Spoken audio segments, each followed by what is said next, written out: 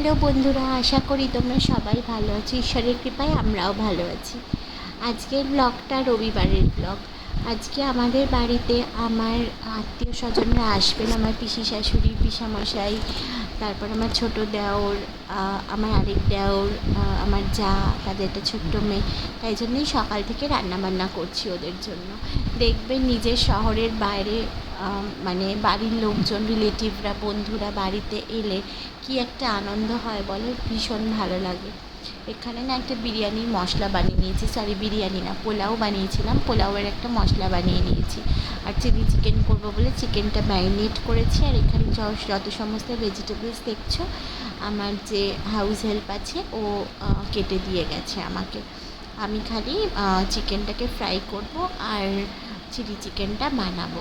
আর লক্ষ্য করে দেখবে যেদিনকেই বাড়িতে লোকজন আসে বা বাড়িতে কোনো ঘরের কাজ থাকে না, এক্সট্রা কিছু কাজ, সেদিনকেই বাচ্চারা না এত কান্নাকাটি করে কি বলবো। নিজেকে না ভীষণ হেল্পলেস লাগে। এখানে তো আর কেউ নেই না ধরার মতন ওকে, আমি ছাড়া, আমি বা আমার হাজব্যান্ড ছাড়া।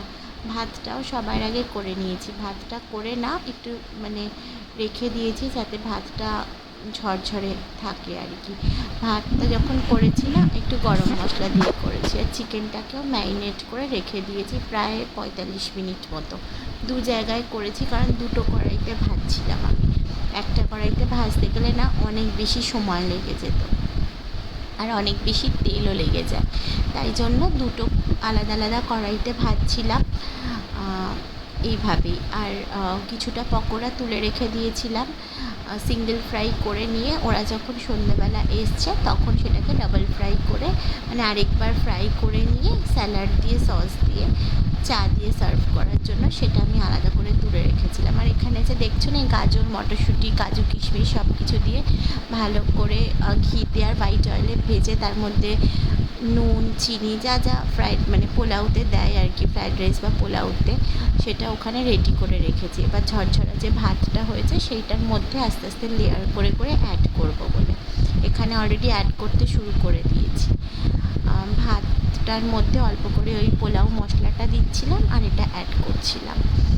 ভালোই লাগছিলো, বেশ একটা পিকনিক পিকনিক ফিলিং আসছিলো এখানে, ভাল লাগছিল।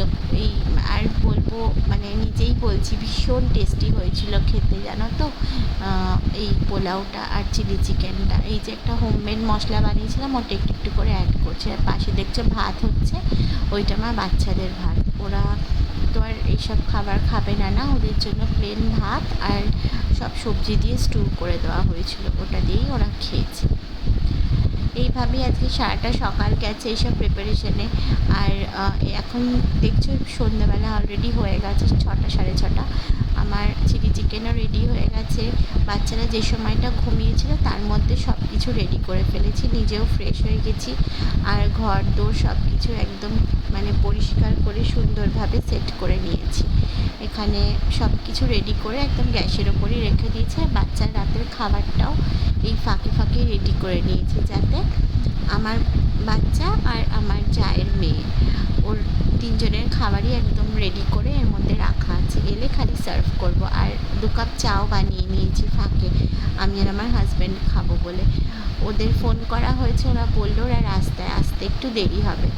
চাটা না বিকেলবেলা না খেলে একদম ভাল লাগে না, ওই জন্য চাটা বানিয়ে নিয়েছি। এই টেবিল ক্লথটা না ফ্লিপকার্ট থেকে কিনেছি, দেখো তোমরা যদি চাও আমি লিঙ্কটা দিয়ে দেবো তোমাদের। তোমরা আমার থেকে ঠিক কী ধরনের ব্লগ দেখতে চাও বা তোমাদের যদি কোনো কোয়ারি থাকে আমাকে তোমরা অবশ্যই কমেন্ট সেকশনে জানিও, কিন্তু আমার খুব ভালো লাগবে তোমাদের সাথে সেগুলোকে শেয়ার করতে। কেমন? আজ তাহলে আসি, সবাই খুব খুব ভালো থেকো, সাবধানে থেকো, সাবধানে থেকো, কেমন? টাটা।